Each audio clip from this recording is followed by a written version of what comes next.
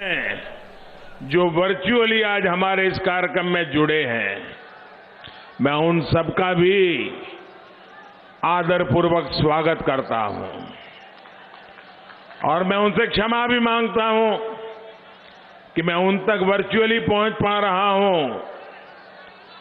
लेकिन भाइयों बहनों, ये जो नजारा मैं देख रहा हूं,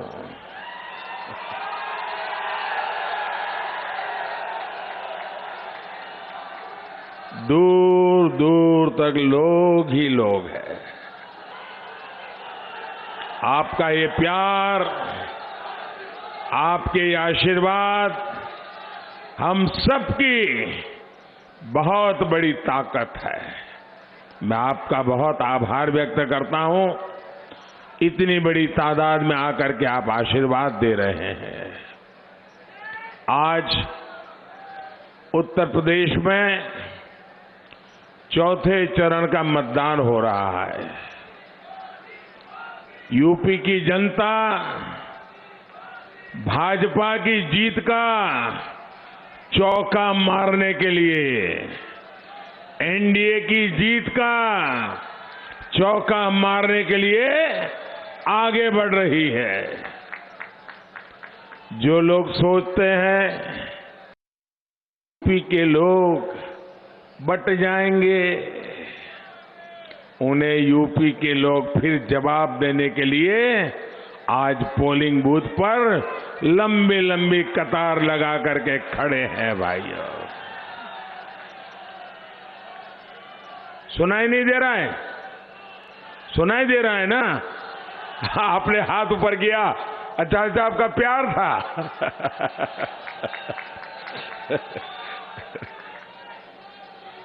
साथियों, कोई भी देश हो, कोई भी प्रदेश हो, अगर उसे आगे बढ़ना है तो लोगों को एकजुट होना ही होता है। भारत के तेज विकास के लिए, यूपी के तेज विकास के लिए हम सभी का एकजुट बने रहना, ये हमारे उज्जवल भविष्य के लिए बहुत जरूरी है। भाइयों बहनों, कौशाम्बी में शक्तिपीठ शीतला माता का धाम है, राम वनगमन मार्ग है, प्रभासगिरी पर्वत है, महात्मा बुद्ध का चातुर्मासा स्थान है। कौशाम्बी महाभारत, रामायण, पुराणों तक में प्रसिद्ध नगरी है। लेकिन गौर परिवारवादियों के राज में कौशाम्बी को विकास के लिए तरसा दिया गया।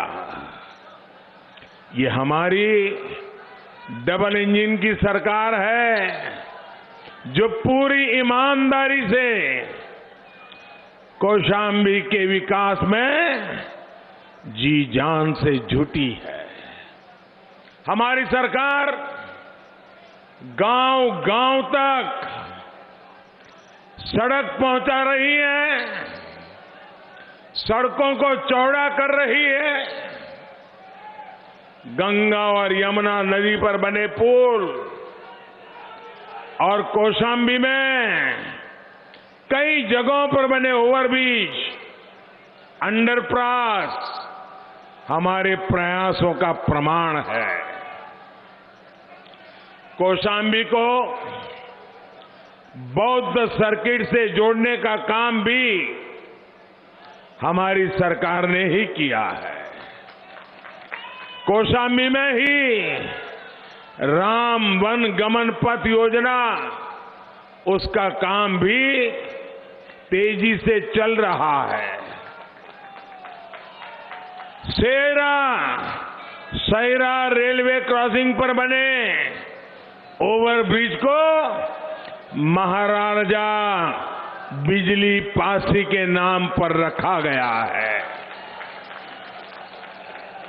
हम कौशांबी समेत पूरे प्रदेश की समृद्धि, प्रगति और संस्कृति के लिए काम कर रहे हैं। भाइयों और बहनों, आज जब मैं यहां आ रहा था तो स्वाभाविक था हमारे पुराने मित्र स्वर्गीय सोनेलाल पटेल जी की भी याद आ रही थी। मुझे याद है जब मैं मुख्यमंत्री था तो जब भी गुजरात आते थे हमेशा उनसे मिलने का अवसर मिलता था। वे अमूल डेयरी में रुचि लेते थे, कोऑपरेटिव डेयरी में रुचि लेते थे। उन्हें अपना पूरा जीवन गरीब, शोषित, पिछड़े, दलित वर्ग के कल्याण में लगा दिया। साथियों, आज हम सुविधा के साथ आपकी आकांक्षाओं की पूर्ति के लिए भी काम कर रहे हैं। यहां के पीतल, कांसे के उत्पादों को बर्बाद कर दिया गया था। अब हम तेजी से इसे पहचान दिलाने में जुटे हैं। वन डिस्ट्रिक्ट वन प्रोडक्ट योजना की वजह से यहां के केले की पहचान अब पूरे देश में बन रही है। साथियों, बिना भेदभाव यूपी के हर क्षेत्र का विकास, हर वर्ग का विकास भाजपा की डबल इंजन की सरकार की प्राथमिकता है। हम गरीब की छोटी से छोटी जरूरतों को पूरा करने में दिन रात जुटे हुए हैं। गरीब के पास पक्का घर हो, घर में नल हो, नल में जल हो, एलईडी बल्ब का उजाला हो, उज्ज्वला का गैस कनेक्शन हो, शौचालय हो, हमारी सरकार इसे सुनिश्चित कराने में जुटी है। गरीब को इलाज में दिक्कत ना हो, इसके लिए उसे आयुष्मान कार्ड दिया जा रहा है। गरीब दुकानदारों को, खेत मजदूरों को, रेहड़ी पटरी वालों को पेंशन के लिए भी योजनाएं शुरू की गई हैं। पीएम किसान योजना के तहत कौशांबी के 2 लाख से ज्यादा किसानों के खाते में 350 करोड़ रुपए सीधे किसानों के खाते में जमा किए हैं। साथियों, इस कोरोना काल में आपने देख लिया है कि जब गरीब का दर्द दिल में होता है तो सरकार कैसे गरीबों के लिए काम करती है। हमारी सरकार पिछले 2 साल से यूपी के 15 करोड़ लोगों को मुफ्त राशन दे रही है।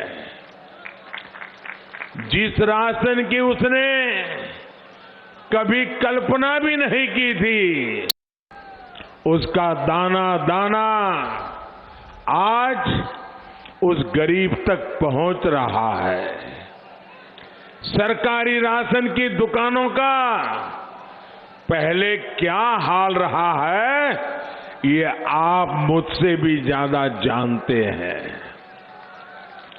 और कोरोना के समय सब कुछ ठीक कैसे चल रहा है, हर गरीब को राशन कैसे मिल रहा है, ये भी जानना बहुत जरूरी है।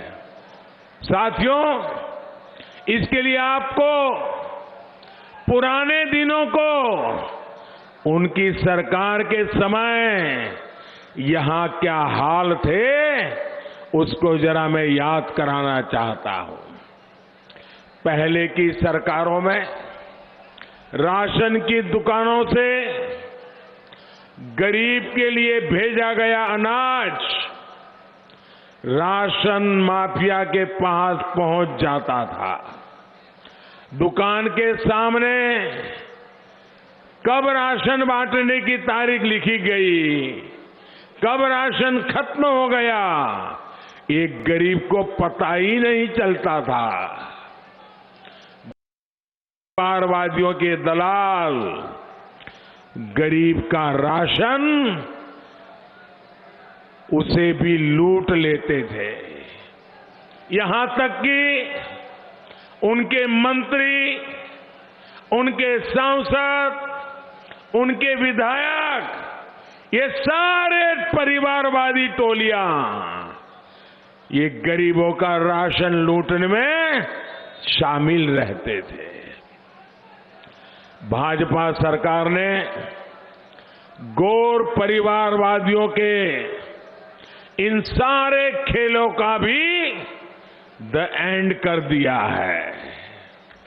साथियों, गरीब तक राशन पहुंचाने के लिए हमने टेक्नोलॉजी का भरपूर इस्तेमाल किया।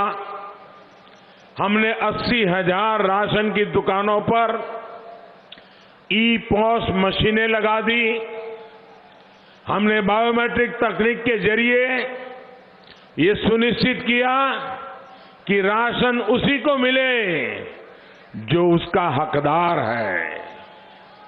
एक और बड़ा काम किया गया राशन कार्ड को लेकर के। पहले एक जगह का राशन कार्ड होल्डर दूसरी जगह राशन नहीं ले सकता था। इसलिए भाजपा सरकार ने राशन कार्ड को पोर्टेबल बनाया। ये सुविधा गरीब को दी कि वो किसी भी राशन की दुकान से अनाज ले सके। वो उत्तर प्रदेश में है तो भी ले सकेगा, वो मुंबई जाएगा तो भी ले सकेगा, वो तमिलनाडु जाएगा तो भी ले सकेगा, वो मध्य प्रदेश जाएगा तो भी ले सकेगा, वो अहमदाबाद जाएगा तो भी ले सकेगा, ताकि गरीब को तकलीफ न हो। इसलिए हमने one nation one ration card की सुविधा ले आए। पूरे देश में हमने यही व्यवस्था लागू कर दी है। अब कौशाम्बी का कोई व्यक्ति देश में कहीं पर भी जाकर अपने राशन कार्ड का इस्तेमाल कर सकता है।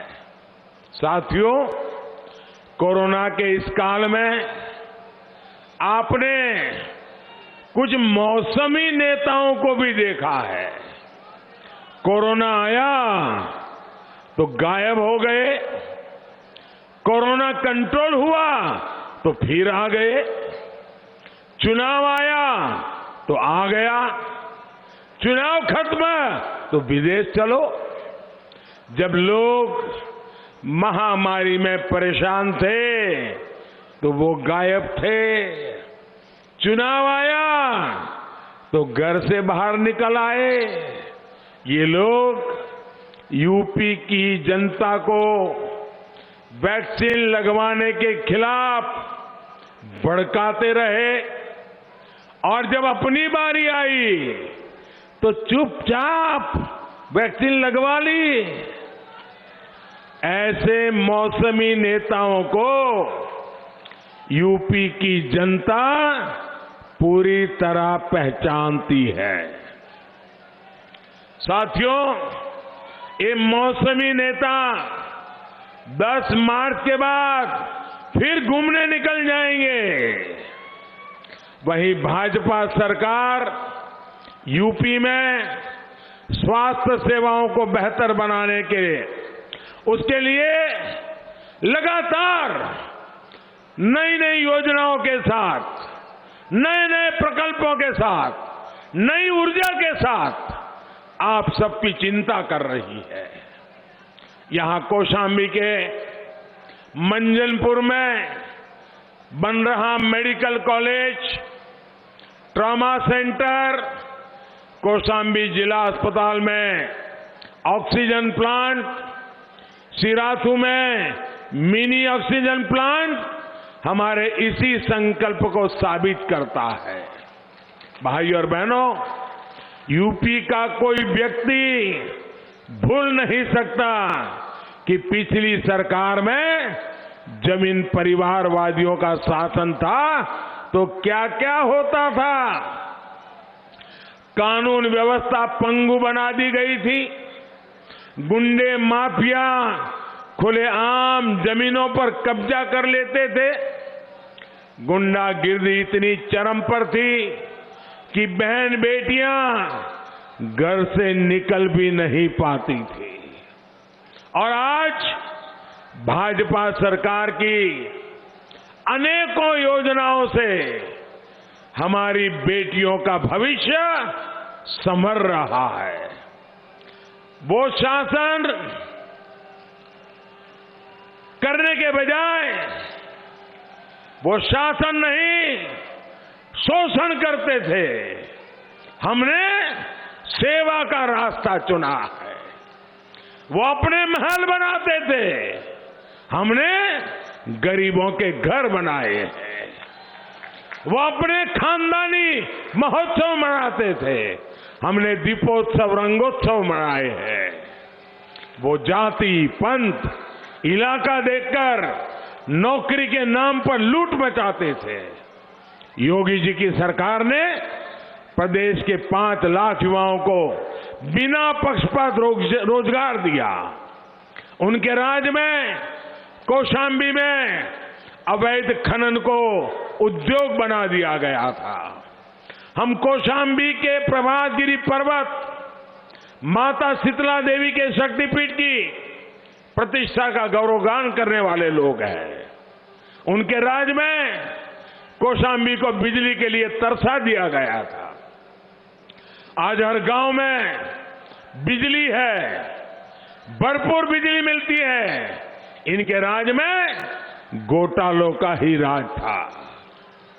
खनन घोटाला, खाद्यान्न घोटाला, एम्बुलेंस घोटाला, रिवर फ्रंट घोटाला, आज राज्य की एक एक पाई जनता की भलाई में लग रही है।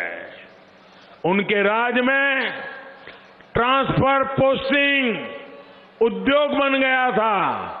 आज हुनर का सम्मान हो रहा है और जिले जिले उद्योग लग रहे हैं। साथियों, इन गौर परिवारवादियों का इतिहास गवाह है कि इन लोगों के हाथ में कभी यूपी की सुरक्षा नहीं दी जा सकती। इनके शासन के दौरान यूपी में एक के बाद एक आतंकी हमले हुए।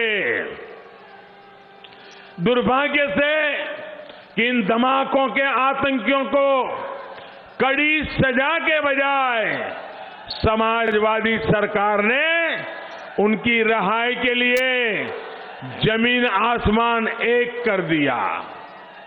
और साथियों, अभी आपने देखा है कि अहमदाबाद सीरियल ब्लास्ट में जो लोग शामिल थे, ऐसे आतंकियों को फांसी की सजा सुनाई गई है।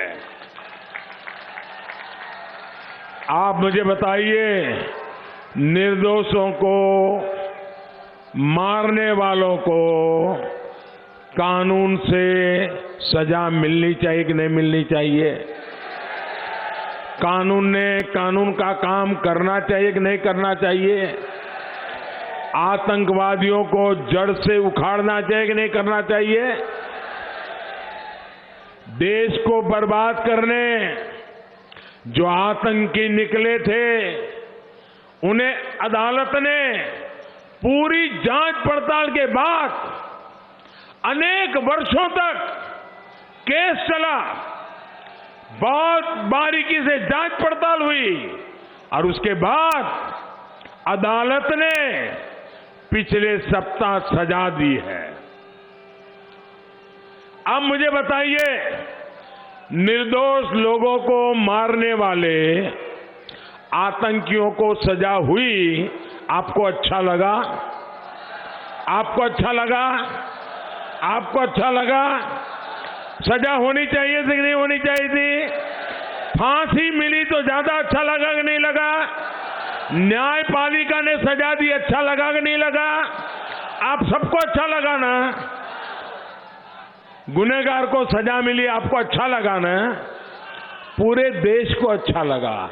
लेकिन इन गौर परिवारवादियों में से किसी ने भी देश हित से जुड़े इतने महत्वपूर्ण फैसले का स्वागत तक नहीं किया।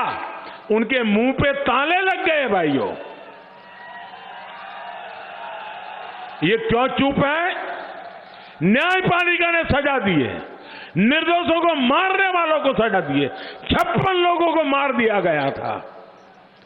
आपके मुंह पर ताला क्यों लग गया भाई?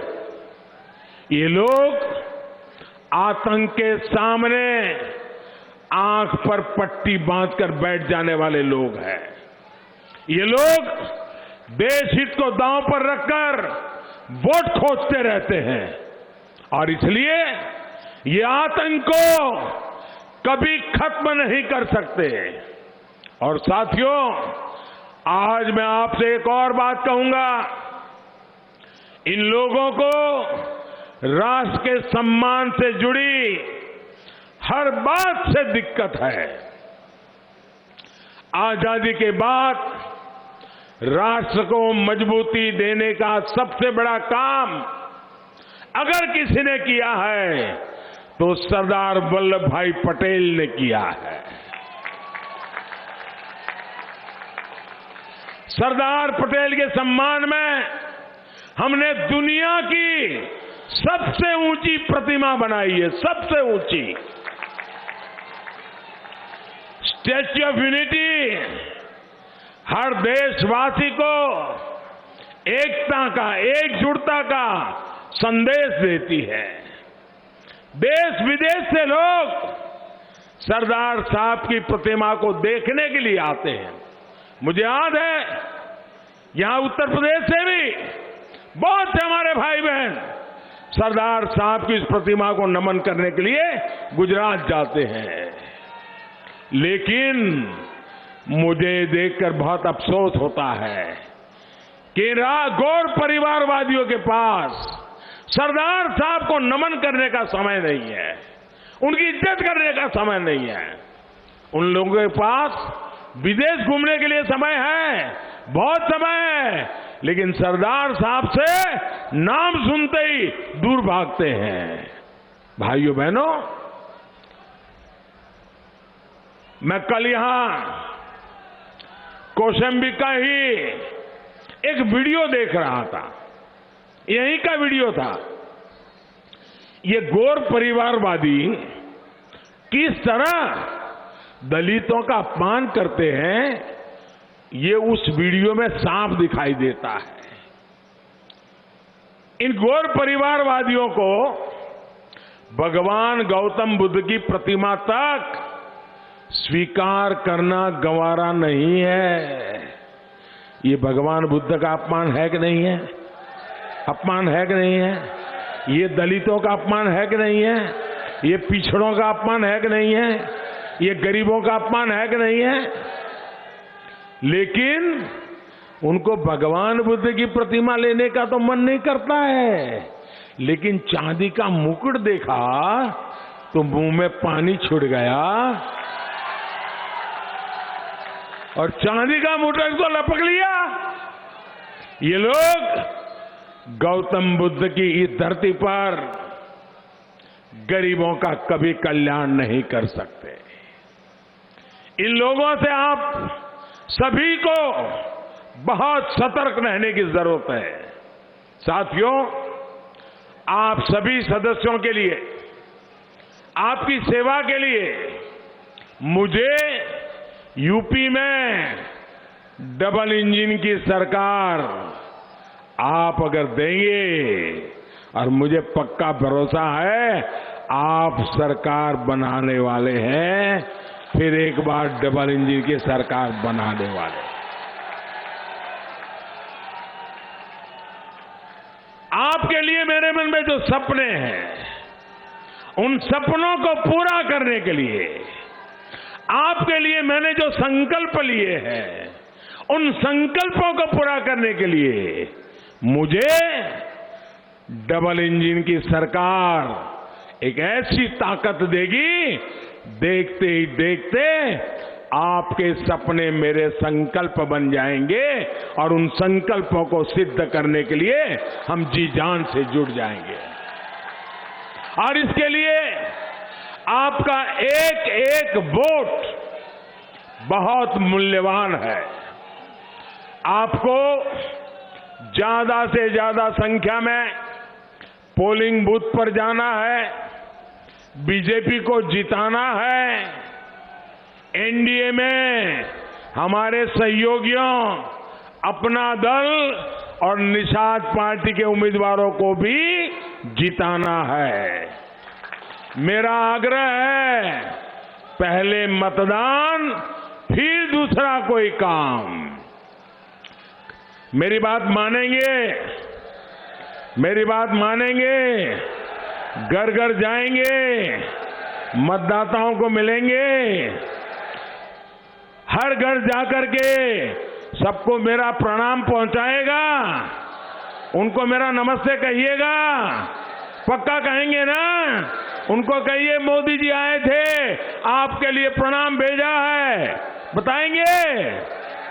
और उनके आशीर्वाद चाहिए मुझे, हर गरीब का आशीर्वाद चाहिए, हर माता बहन का आशीर्वाद चाहिए, हर बहन बेटी का आशीर्वाद चाहिए। और इसके लिए आप सब मेरे साथी, इतनी तादाद में आए हुए मेरे भाई बहन, एक एक घर जाकर के लोगों को चुनाव के दिन मतदान के लिए ले आइए, कमल के निशान पे बटन दबाइए और फिर एक बार डबल इंजन की सरकार बनाइए। मेरे साथ बोलिए, भारत माता की, भारत माता की, भारत माता की। बहुत बहुत धन्यवाद। सभी उम्मीदवारों से मेरी प्रार्थना है, उम्मीदवार सभी आगे आ जाएं।